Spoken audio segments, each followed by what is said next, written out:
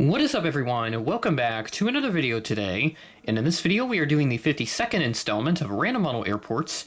Today we're going to be doing the Little Rock Clinton National Airport. Thank you to Sports and Shorts for suggesting this airport. If you have any new suggestions, please leave them in the comments below. Back to a sort of mid-sized airport here with a dozen gates in total for us to look at.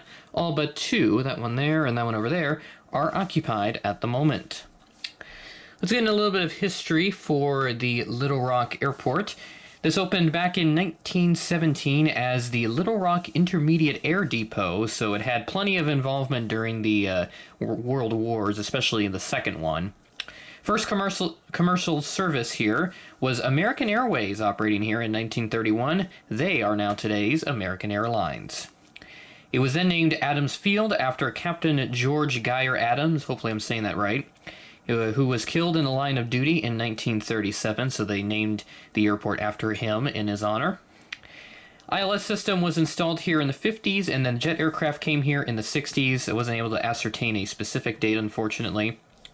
A new terminal would open up in 1972, and then a plan got approved in the late 2000s to renovate and expand the existing terminal for more gates. So this is the current facility that you see here.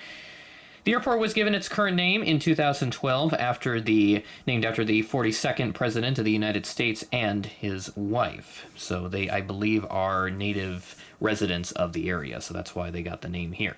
There are no new services for Little Rock, although Atlanta on Southwest is going to end early August, so something to keep in mind if you are traveling out of Little Rock, if I've got anyone watching from that area.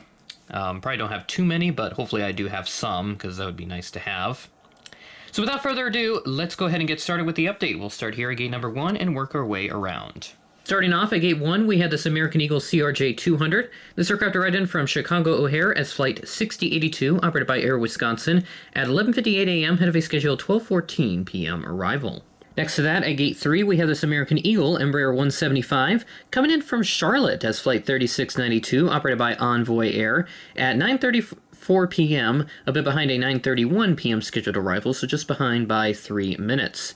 Very interesting that we have an Envoy 175 coming in from Charlotte. I think that's the first time I've ever seen them operate out of Charlotte, though I imagine they're probably a little more common than that. I just don't really check a lot of the airports that are fairly close to Charlotte, so pretty interesting service right here nonetheless. Jumping over to gate 7, we have this Mesa CRJ-900 operating for United Express.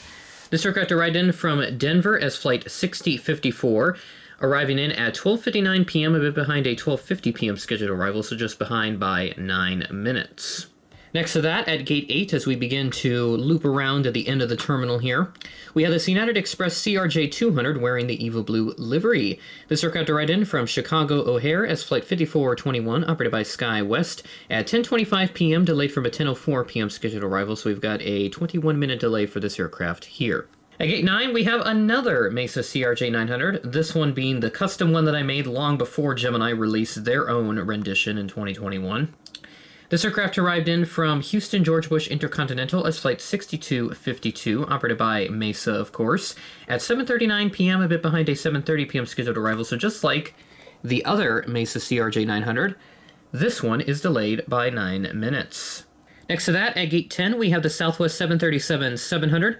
This aircraft arrived in from Atlanta as flight 2270 at 5:31 p.m., delayed from a 5:15 p.m. scheduled arrival, so we have another delay here of 16 minutes in this case for this ex-Airtran aircraft.